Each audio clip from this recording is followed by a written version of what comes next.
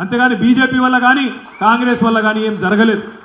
కానీ గమ్మత్ ఏంటంటే రేవంత్ రెడ్డి గారి తత్వం ఎట్లుందంటే ఆయన మందికి పుట్టిన బిడ్డలు మా బిడ్డలు అని చెప్పుకునే బాపతు.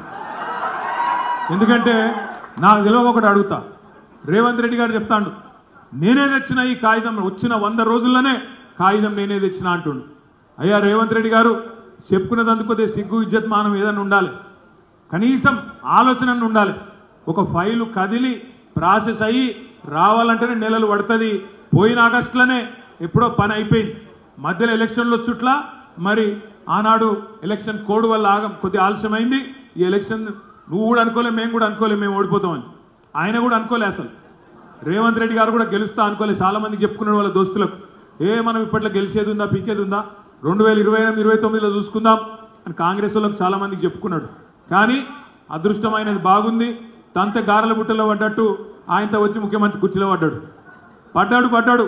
కానీ అబద్ధాలు చెప్తాడు. బాధ ఎక్కడ అంటే అబద్ధాలు, పచ్చి అబద్ధాలు.